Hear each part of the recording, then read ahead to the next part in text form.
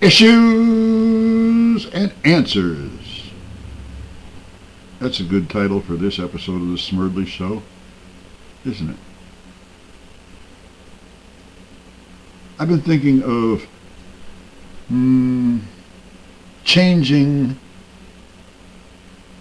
the category of the Smerdley Show away from comedy. Why? To please many of you out there. Because you don't think that I'm funny. You don't think that my humor is funny. You don't think I'm funny. You think I'm sick. You think that I'm disgusting and ugly. Is there a category for ugly, baggy, old, filthy, stinking, disgusting, slurring people with leukemia? Is there a category for that? Then I'll just do my Smerdley shows in that category. If there isn't, well, I'll just have to do them in comedy section, okay? And if you don't think that I'm funny, go somewhere else. Maybe I should have a psychotherapy show, okay, where I can help you to decide that if you don't like something that you're eating or you don't like something that you're watching, change the channel or eat something else. What a novel idea. Anyways, issues and answers. I want to talk about the use of the word issues, all right? All right, issues used to mean issues in the news, all right? Issues of today.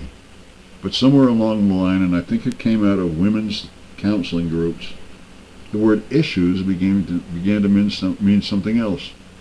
I think it began to mean issues meaning problems, like in dealing with other people or situations, like, I have issues with that. I have an issue with you.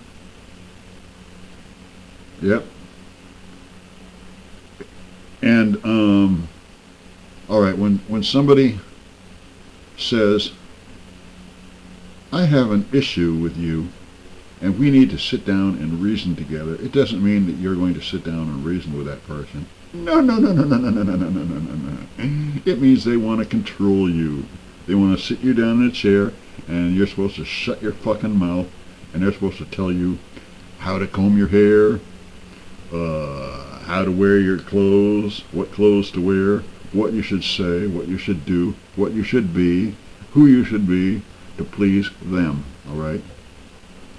Somewhere along the line, there's the word drama, which I believe came out of the gay community years ago, you know, as in the term drama queen, but that spread into the common population, the common vernacular, so that you know, people everywhere say, what a drama queen, you know. Now, here's how it works in this world, okay? If you have an issue, then it's valid and your way is right, okay? Now, if I have an issue with something you're doing, then all you have to say is, oh, spare me the drama, Mary. Drama, take your drama somewhere else. Which means that you are not important. What you think and feel is not important. It's just drama queen. But if I have a problem, then it is an issue. And you have to obey and be controlled by me, which is a whole bunch of bullshit. Because if you don't like somebody and you can't reason things out with them, get the fuck away from them. Remove yourself from the situation. All right? Huh? Does that make sense to you? Another thing that came out of women's counseling is the word closure. I need to reach closure. You know, like in a divorce. Well, it's not that I want to take the house and everything and put the guy out on the street. I just need closure. It's not that I'm greedy. I just want closure. Closure is a fancy word for revenge in that case, okay? All right. Now, if someone, I don't know, if some drunk driver kills your wife or your family member, all right, it's all right and well that you should try to seek compensation from the fucking asshole who killed somebody, but you will never, ever have that wound closed in you, okay? It's not that you will go around for the rest of your life wailing and weeping, but that wound will always be there, and you will always miss that person from time to time. But there is no such thing as closure. You know, they had this fucking thing for the Virginia Tech shooting victims. You know, it's some memorial thing so that everyone could reach closure. Another thing is they have this thing called grief counseling. When Princess Diana was killed in that car accident, everybody, I don't know, people, they dispatched special grief counselors to schools, public schools, to help the poor little children, you know, deal with their grief over some fucking Princess Diana who got killed, and it was all in the news. Boo-hoo-hoo, Princess Diana got killed.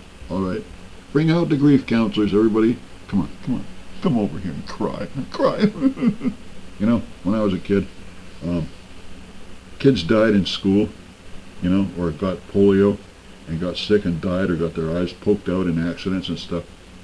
That was just the way it was, all right. A little girl, 11 years old, when I was a kid in Mill Creek, Pennsylvania, was murdered. The guy sawed her head off right to the neck bone and left her in the bushes outside her mother and father's house up there in the rural area. They left her in the bushes, and she was missing, and they had a manhunt, and they were searching for her, all right. We didn't have grief counselors. We dispatched, dropping out of fucking helicopters with parachutes to make sure we all, come on, honey, cry. There, you're all done. You reached closure. When I was in the Army, my mother was killed by a drunk driver, all right? And I received a message from my first sergeant that said, your mother was in a car accident. We'll give you a week off, you know, fly home and see her. I said, any word on her condition?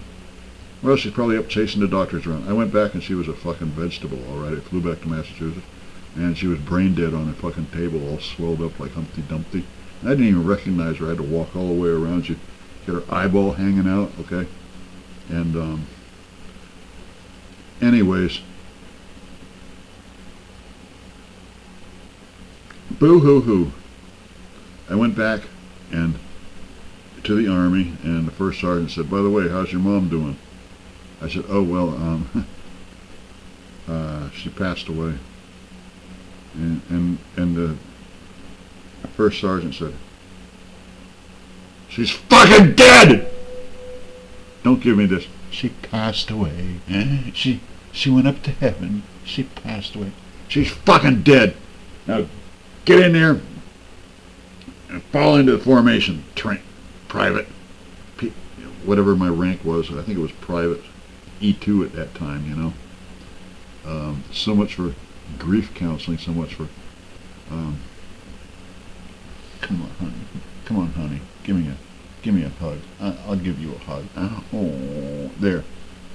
All better now. Your mother's dead. I gave you a hug. You've reached closure.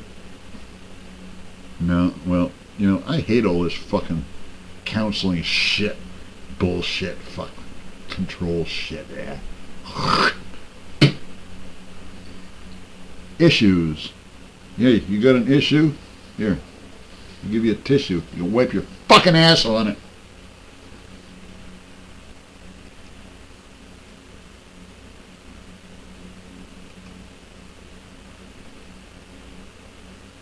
What happened to that fucking stop button? God damn it. Stop. Stop recording.